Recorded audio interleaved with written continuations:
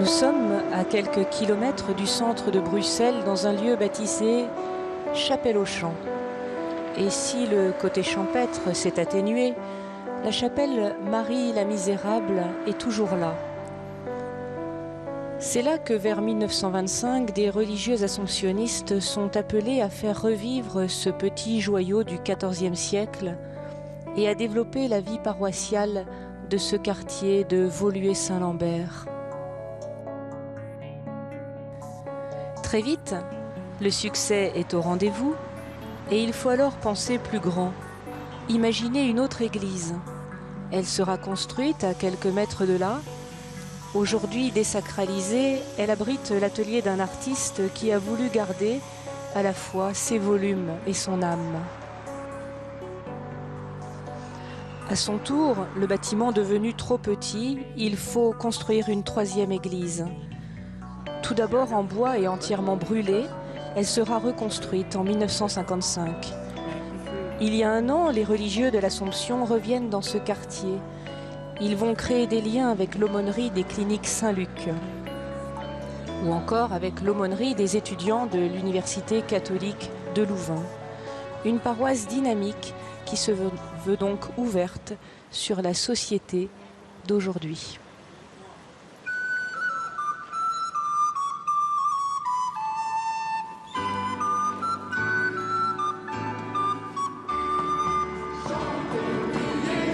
Bienvenue à Bruxelles en l'église Notre-Dame de l'Assomption. Ici Marie Monet, dominicaine, je suis très heureuse de vous y retrouver. Faut-il payer l'impôt? La question aujourd'hui est très concrète. L'impôt, c'est notre participation au service public, une exigence morale et donc aussi un acte spirituel. Car l'économie pure n'existe pas. Il y a une dimension spirituelle dans l'économie. Cela dit, la question est complexe car l'impôt est souvent mal réparti, au point que ça peut être un péché social. Au cours de cette Eucharistie, prions pour que nous sachions promouvoir une manière de vivre ensemble plus humaine et donc plus chrétienne.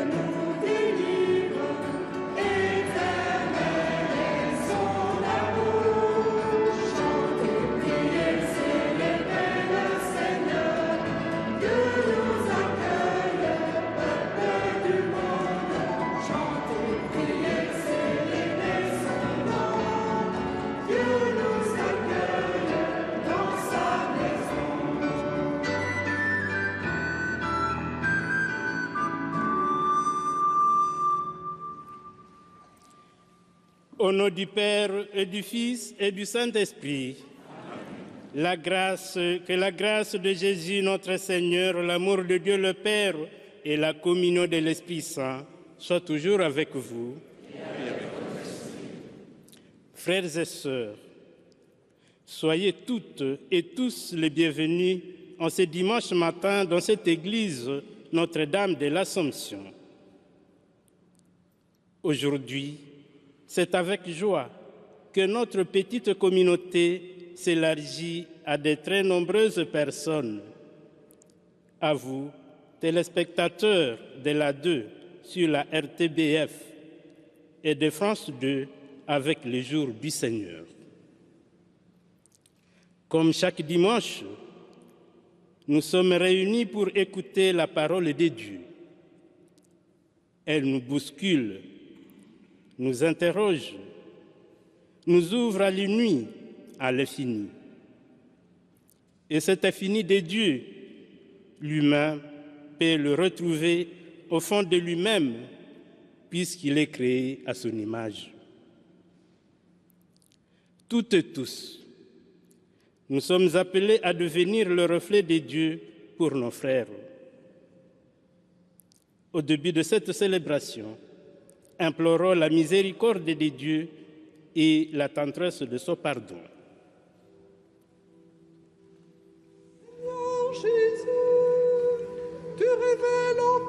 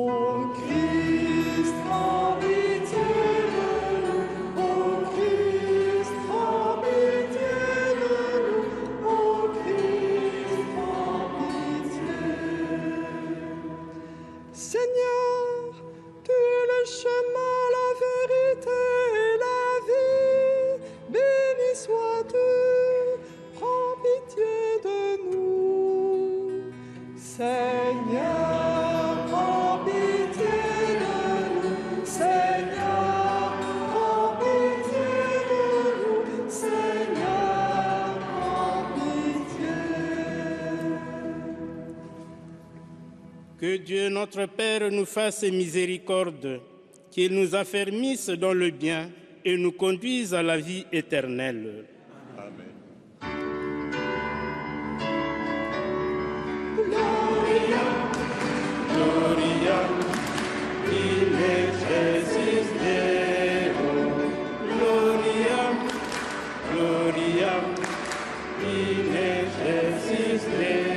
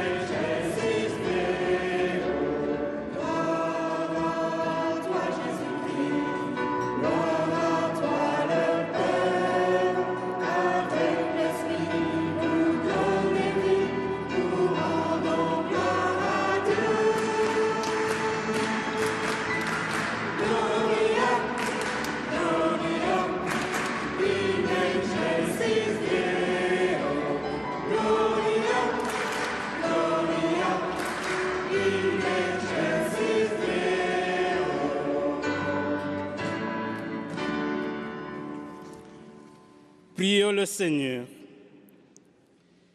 Seigneur, Dieu très bon, ta bonté sans mesure dépasse notre justice humaine. Élargis nos cœurs aux dimensions de ton amour. Par Jésus, ton Fils, qui vit avec toi et l'Esprit pour les siècles des siècles. Amen.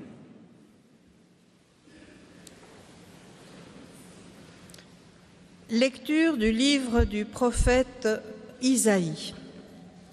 Ainsi parle le Seigneur à son Messie, à Cyrus, qu'il a pris par la main pour lui soumettre les nations et désarmer les rois, pour lui ouvrir les portes à deux battants, car aucune porte ne restera fermée. À cause de mon serviteur Jacob, d'Israël, mon élu, je t'ai appelé par ton nom. Je t'ai donné un titre alors que tu ne me connaissais pas. Je suis le Seigneur, il n'en y a pas d'autre. Hors moi, pas de Dieu. Je t'ai rendu puissant alors que tu ne me connaissais pas, pour que l'on sache de l'Orient à l'Occident qu'il n'y a rien en dehors de moi.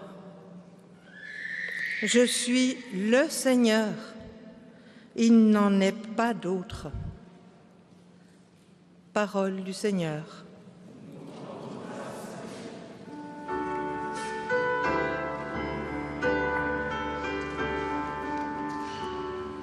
Rendez au Seigneur la gloire.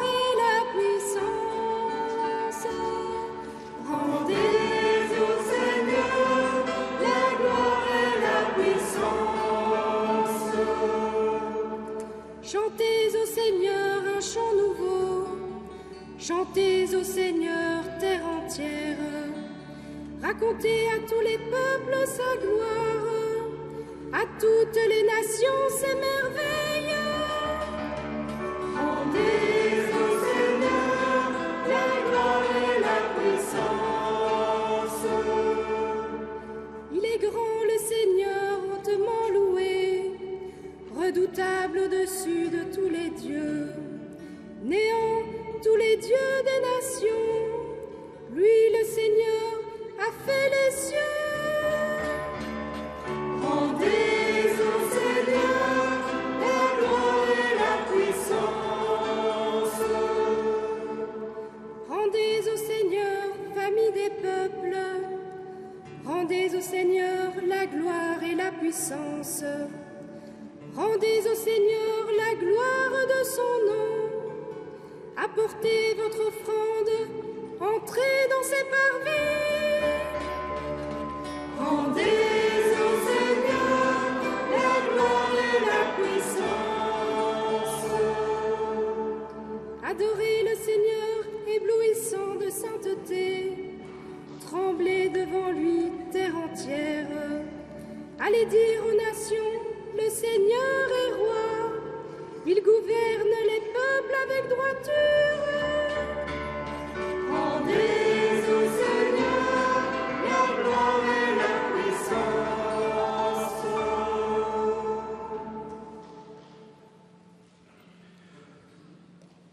De la première lettre de saint Paul apôtre aux Thessaloniciens. Paul, Sylvain et Timothée à l'église de Thessalonique, qui est en Dieu le Père et dans le Seigneur Jésus-Christ. À vous, la grâce et la paix.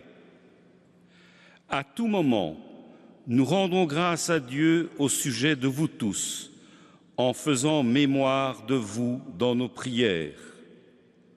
Sans cesse, nous nous souvenons que votre foi est active, que votre charité se donne de la peine, que votre espérance tient bon en notre Seigneur Jésus-Christ, en présence de Dieu notre Père.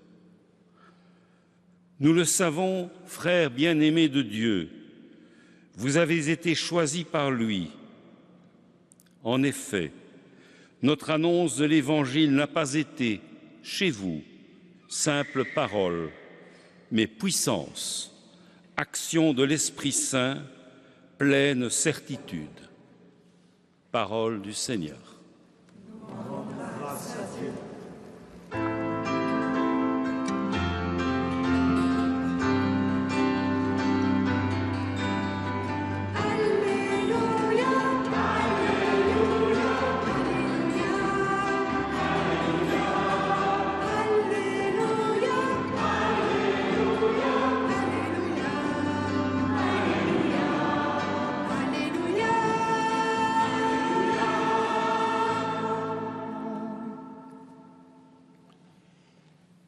Le Seigneur soit avec vous. Bonne nouvelle de notre Seigneur Jésus-Christ selon saint Matthieu.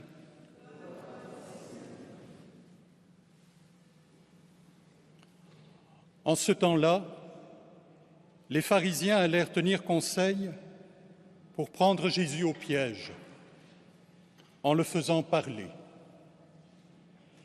Ils lui envoient leurs disciples, accompagnés des partisans d'Hérode. « Maître, lui disent-ils, nous le savons, tu es toujours vrai et tu enseignes le chemin de Dieu en vérité.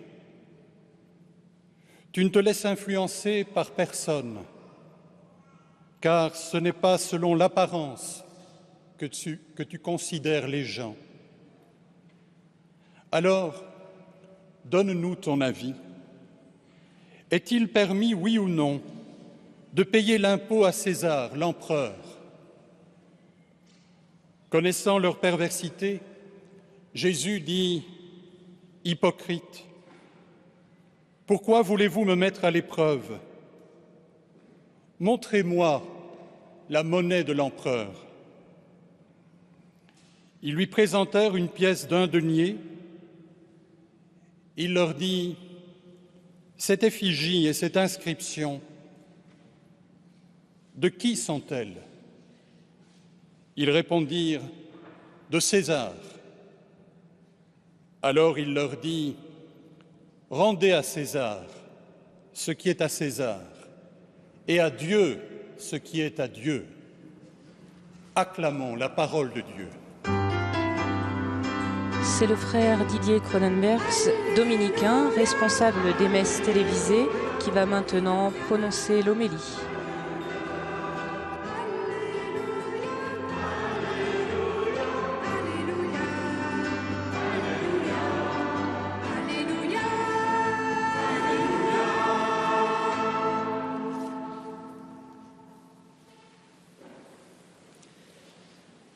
Maître, nous le savons, tu es toujours vrai et tu enseignes le chemin de Dieu en vérité.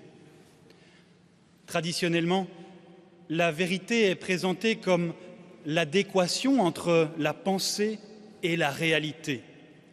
Et en ce sens, la vérité consisterait avant tout en l'accord entre ce qui est dit et l'objet qui est énoncé. Or, nous le savons, la vérité est beaucoup plus complexe que cela. Il s'agit avant tout d'un dévoilement, d'un travail à faire sur soi-même afin de discerner l'important, de discerner l'essentiel, de rendre à Dieu ce qui est à Dieu. Notre monde occidental a un rapport quelque peu paradoxal à la vérité. Au niveau politique, par exemple, nous voyons souvent des chevaliers blancs, des personnes aspirant à ce que toute la clarté, la vérité soit faite. Et néanmoins, lorsqu'on parle de vérité avec un grand V, il y a comme une peur, car nous savons qu'en son nom, le plus atroce est commis aux quatre coins du monde.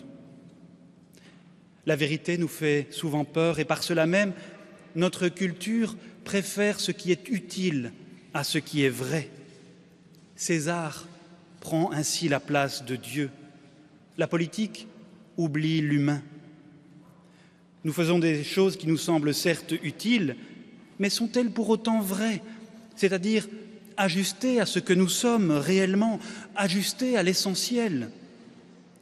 Alors que certains d'entre nous se posent la question de comment bien vivre et que d'autres s'intéressent à ce qui est vrai, eh bien, l'essentiel, nous dit l'Évangile, c'est de réconcilier les deux. Comment vivre cette vérité venant de Dieu? Pour le dire autrement, comment quitter ces masques de César, ces images de puissance qui nous rendent parfois hypocrites, pour découvrir en nous l'essentiel, l'image de Dieu? Voilà cette question qui nous est posée.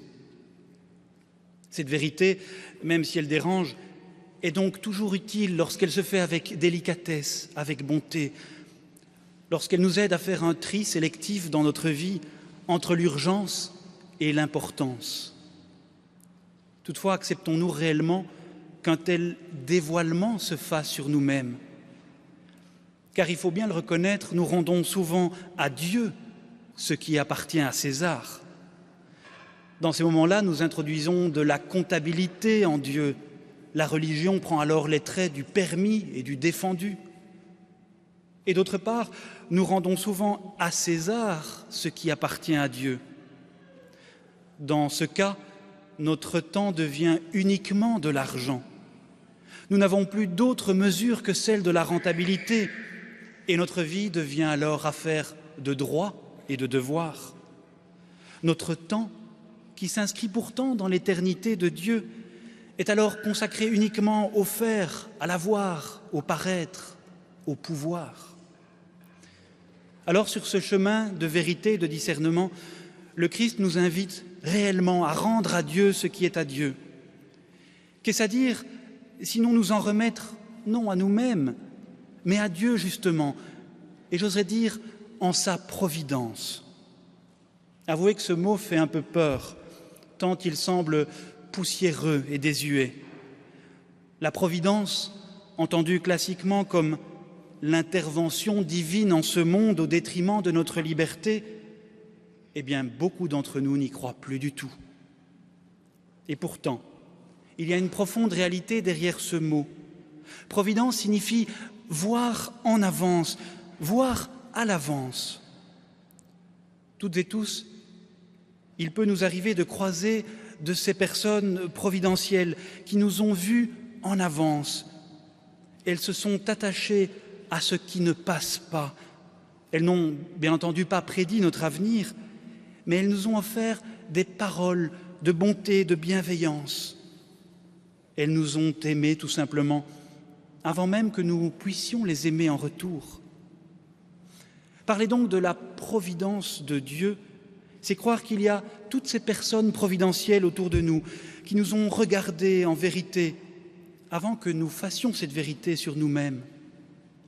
Ces personnes ne se sont pas arrêtées à notre personnage, à notre masque, à notre apparence sociale. Elles ont vu au fond de nous l'image même de Dieu. Parce que, de même que la pièce de l'impôt est frappée à l'effigie de César, notre cœur est quant à lui marqué profondément du sceau de Dieu. Il est à l'image de Dieu. Alors, bien entendu, il se peut que nous soyons dans notre vie dans une période où un tel horizon semble bien difficile, où le désespoir a pris le pas sur la confiance. Il se peut que nous soyons dans notre vie dans une phase de lassitude. Peut-être que la tendresse a déserté notre maison. Mais n'est-ce pas justement dans ces moments-là, quand notre avenir semble voilé, incertain, qu'il nous faut rendre à Dieu ce qui est à Dieu, c'est-à-dire discerner l'essentiel, s'attacher à ce qui ne passe pas? Alors, peut-être nos yeux seront ouverts pour croiser des êtres providentiels et peut-être à notre tour en être pour les autres. Amen.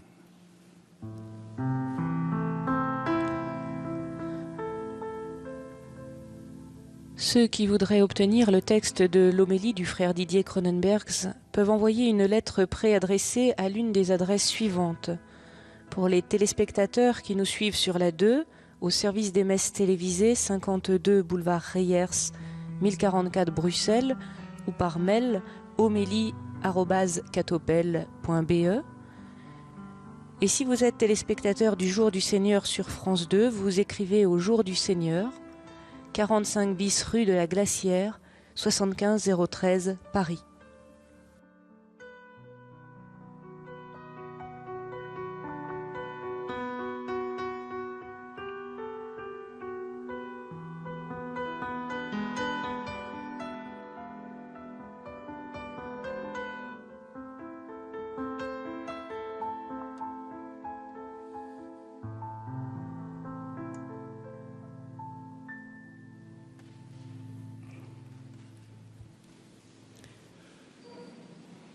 Ensemble, redisons notre foi. Je crois en Dieu, le Père Tout-Puissant, Créateur du ciel et de la terre, et en Jésus-Christ, son Fils unique, notre Seigneur, qui a été conçu du Saint-Esprit, est né de la Vierge Marie, a souffert sous Ponce Pilate, a été crucifié, est mort, a été enseveli, est descendu aux enfers. Le troisième jour est ressuscité des morts, est monté aux cieux, est assis à la droite de Dieu le Père Tout-Puissant, d'où il viendra juger les vivants et les morts. Je crois en l'Esprit Saint, à la Sainte Église catholique, à la communion des saints, à la rémission des péchés, à la résurrection de la chair, à la vie éternelle. Amen. Présentons maintenant au Seigneur toutes nos intentions de prière.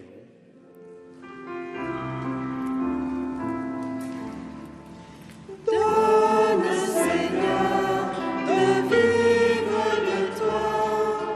Donne, Seigneur, de prendre ton pas. Est-il permis, oui ou non, de payer l'impôt à César l'empereur? Seigneur, donne à ceux qui aspirent aux fonctions publiques d'être d'hommes serviteurs, à tous et à chacun, inspire le respect des lois qui protègent les hommes et les nations. Donne, Seigneur, de vivre de toi. Donne, Seigneur, de prendre ton part. Est-il permis, oui ou non, de payer l'impôt à César l'empereur? Seigneur, donne aux hommes politiques de se soumettre avec sagesse aux lois justes et protectrices.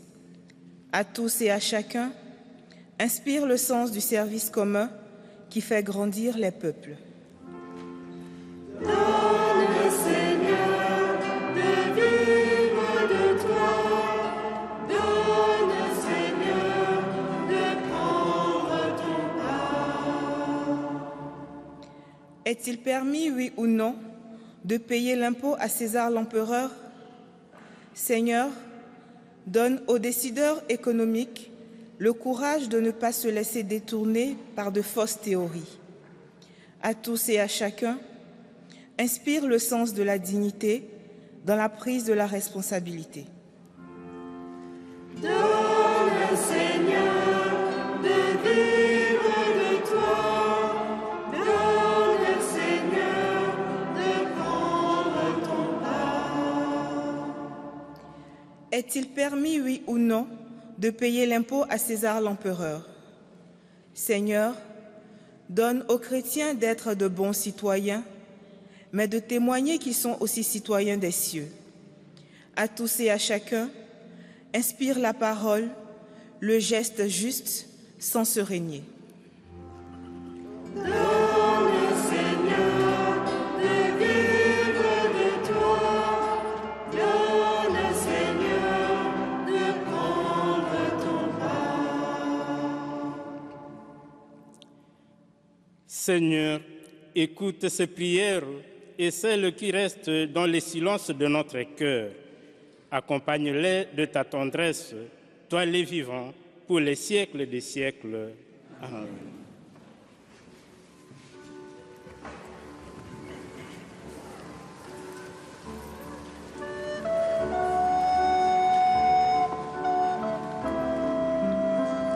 Même si payer l'impôt est un acte qui s'impose à nous, il est le lieu d'une mise en commun, d'une forme de don.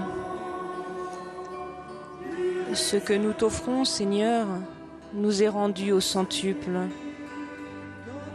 Ici, un peu de pain, un peu de vin, deviendront bientôt nourriture spirituelle, corps et sang du Christ. Et notre communion entre nous et avec toi sera tellement réelle que nous formerons dans l'esprit un seul corps.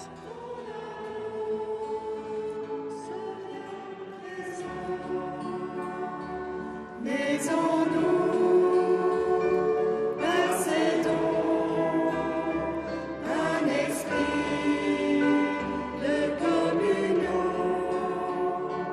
une paix pour notre temps. Toi, le Père Tout-Puissant,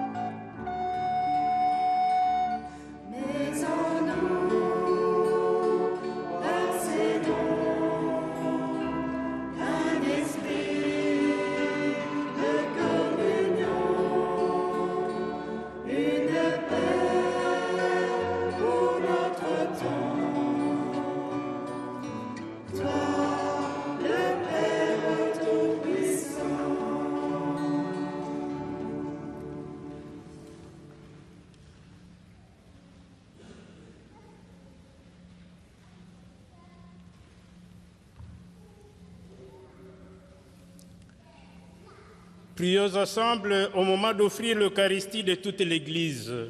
Pour la gloire de Dieu et de sa vie. Accorde-nous, Seigneur, de te servir à cet autel en toute liberté d'esprit.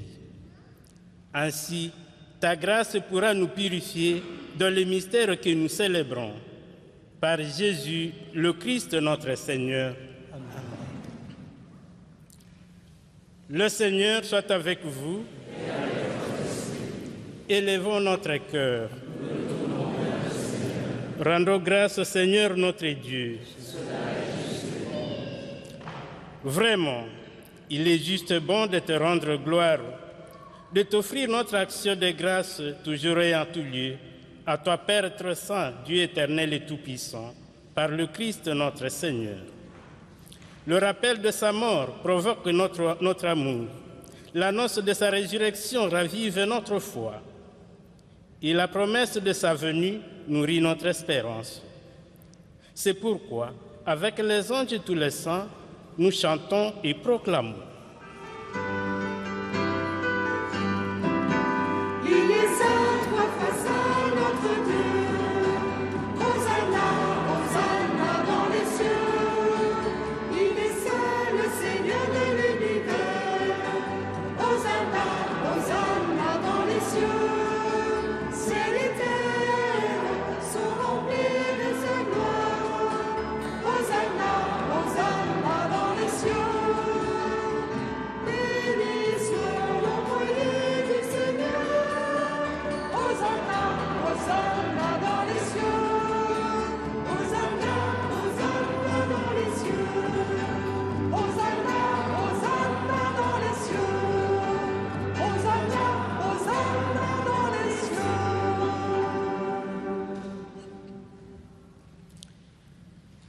Toi qui es vraiment saint, toi qui es la source de toute sainteté, nous voici rassemblés devant toi. Et dans la communion de toute l'Église, en ce premier jour de la semaine, nous célébrons le jour où le Christ est ressuscité d'entre les morts. Par lui que tu es élevé à ta droite, Dieu notre Père, nous te prions. Sanctifie ces offrandes en répandant sur elles ton esprit, qu'elles deviennent pour nous le corps et le sang de Jésus, le Christ notre Seigneur. Au moment d'être livré et d'entrer librement dans sa passion, il prit le pain, il lui rendit grâce, il le rompit et le donna à ses disciples en disant : « Prenez et mangez-en tous, ceci est mon corps livré pour vous. »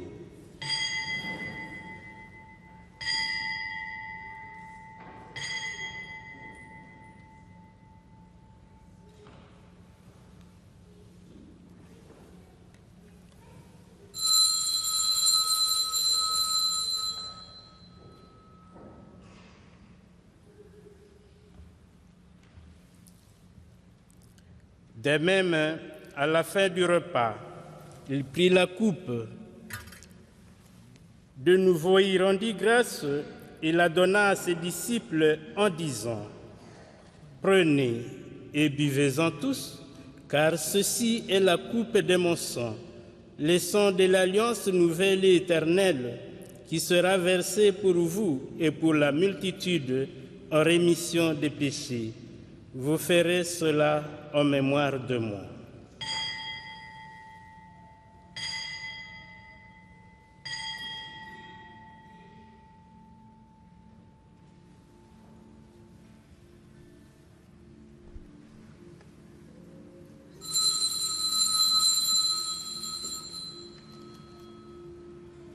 Proclamons le mystère de la foi.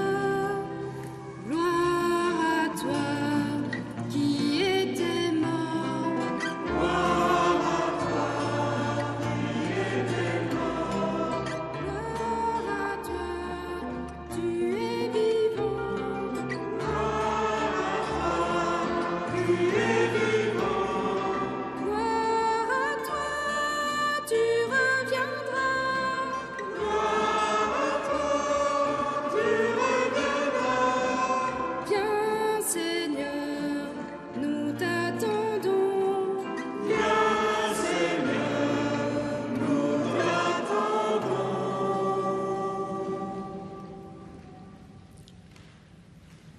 Faisons ici mémoire de la mort et de la résurrection de ton Fils. Nous t'offrons, Seigneur, le pain de la vie et la coupe du salut, et nous te rendons grâce, car tu nous as choisis pour servir en ta présence. Humblement, nous te demandons qu'en ayant part au corps et au sang du Christ, nous soyons rassemblés par l'Esprit Saint en un seul corps. Souviens-toi, Seigneur, de ton Église répandue à travers le monde. Fais-la grandir dans ta charité avec le pape François, notre archevêque Joseph, son auxiliaire Jean, et tous ceux qui ont la charge de ton peuple. Souviens-toi aussi de nos frères et de nos sœurs qui se sont endormis dans l'espérance de la résurrection et de tous les hommes qui ont quitté cette vie. Reçois-les dans ta lumière auprès de toi. Et sur nous tous, enfin, nous implorons ta bonté. Permets qu'avec Marie, la bienheureuse Mère de Dieu, avec Saint Joseph, son époux, avec les apôtres, les saints et saintes de tous les temps qui ont vécu dans ton amitié, nous ayons part à la vie éternelle et que nous chantions ta louange par Jésus-Christ, ton Fils bien-aimé.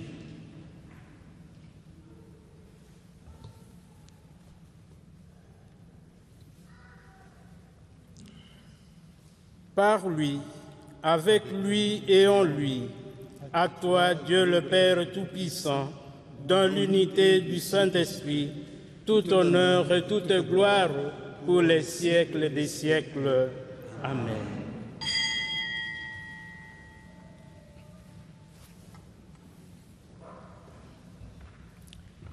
Comme nous l'avons appris du Sauveur, nous osons dire: Notre Père qui es aux cieux, que ton nom soit sanctifié, que ton règne vienne, que ta volonté soit faite sur la terre comme au ciel.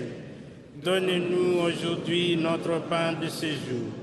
Pardonne-nous nos offenses, comme nous pardonnons aussi à ceux qui nous ont offensés. Et ne nous laisse pas entrer en tentation, mais délivre-nous du mal. Car c'est à toi qu'appartiennent le règne, la puissance et la gloire pour les siècles des siècles. Amen. Seigneur Jésus-Christ, tu as dit à tes apôtres: je vous laisse la paix, je vous donne ma paix. Ne regarde pas nos péchés, mais la foi de ton Église. Pour que ta volonté s'accomplisse, donne-lui toujours cette paix et conduis-la vers l'unité parfaite, toi qui règnes pour les siècles des siècles. Amen. Que la paix du Seigneur soit toujours avec vous. Recevez la paix, chers téléspectateurs. Dans la charité du Christ, donnons-nous maintenant un signe de paix. Que cette paix vienne à vous, particulièrement vous qui souffrez ou vous sentez isolés. Nous sommes en communion avec vous.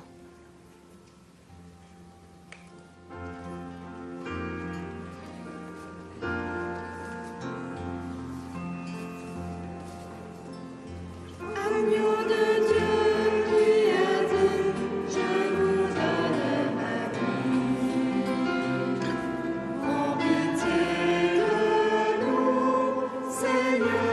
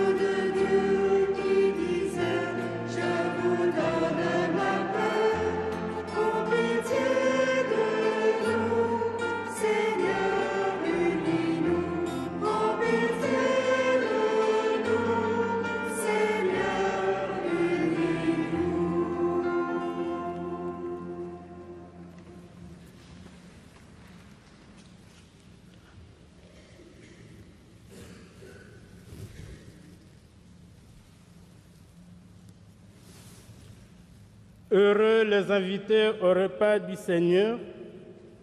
Voici l'agneau de Dieu qui enlève les péchés du monde.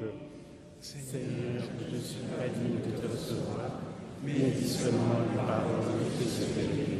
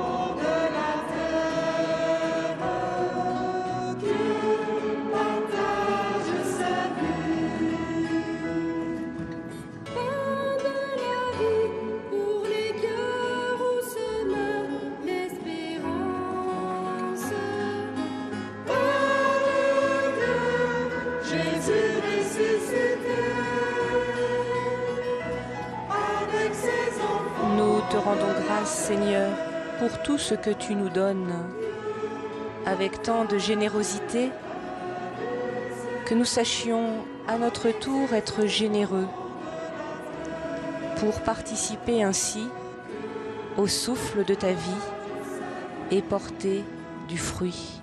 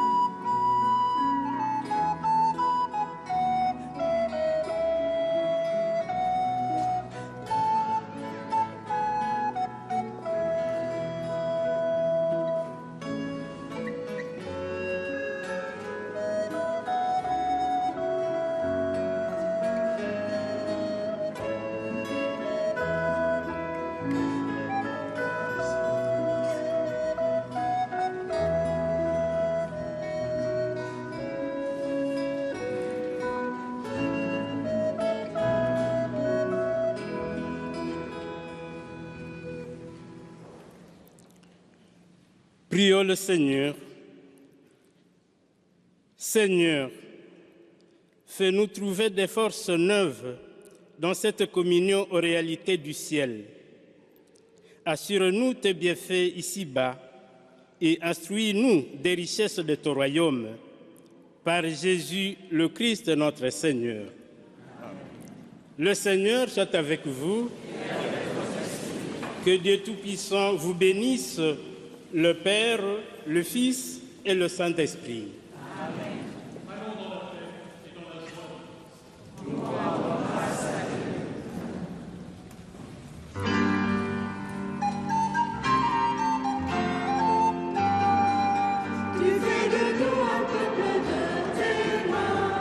Ô terme de cette célébration, tout commence. Ici, c'était Marie Monet. J'étais très heureuse de vous retrouver. Je vous souhaite désormais un bon dimanche et une bonne semaine.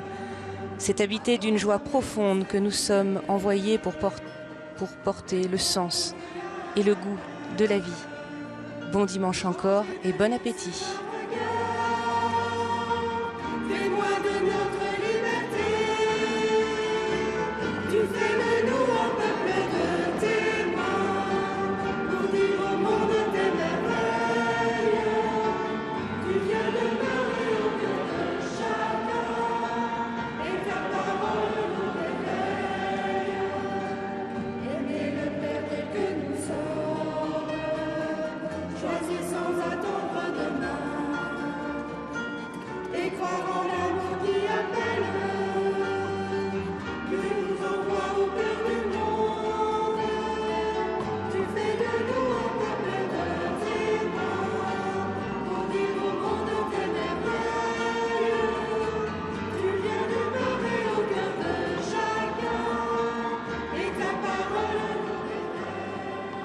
Ce dimanche soir,